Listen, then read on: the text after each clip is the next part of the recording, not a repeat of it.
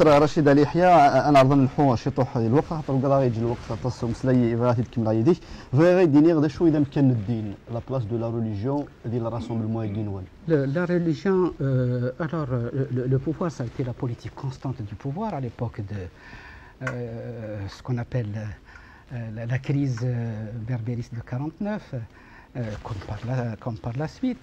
On nous a toujours présenté pour des éléments qui sont anti-religieux, anti-islamiques. C'est absolument faux, ça ne tient pas debout. Nous sommes contre l'arabisme. Nous sommes contre le panarabisme. Nous ne sommes pas contre l'islam. Nous savons fort bien qu'en Algérie, il y a diverses opinions, mais qu'il y a une dominante incontestable. Les gens sont musulmans.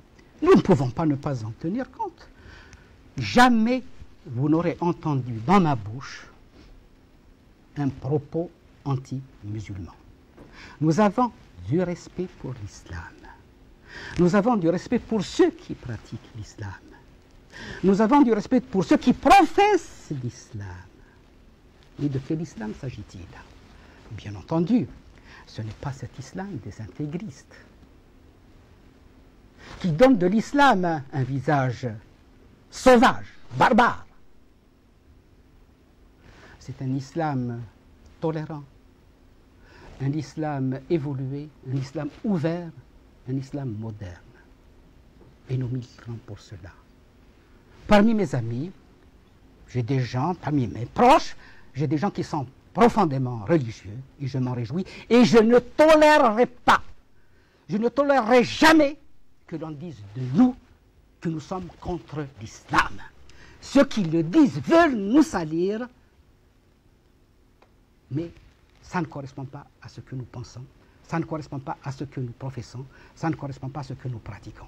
Bien entendu, nous sommes vis-à-vis de l'islam respectueux. Les gens de chez nous, dans l'ancien temps, pratiquaient un islam populaire. Ils n'ont jamais été contre la modernité. Ils n'ont jamais empêché leurs enfants de poursuivre leurs études et d'avancer dans la voie de la modernité, bien au contraire. L'islam moderne, actuellement, on voit que ce n'est pas le même dans tous les pays. Vous avez l'Arabie saoudite qui a son islam à lui, le wahhabisme, qui est un islam puritain, un islam orthodoxe, un islam moyenâgeux. C'est la lecture primaire de l'islam.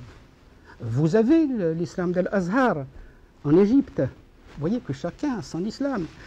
L'Azhar, aussi rigoureux, aussi orthodoxe que le wahhabisme, avec des adaptations avec le régime de dictature qui s'est instauré en Égypte.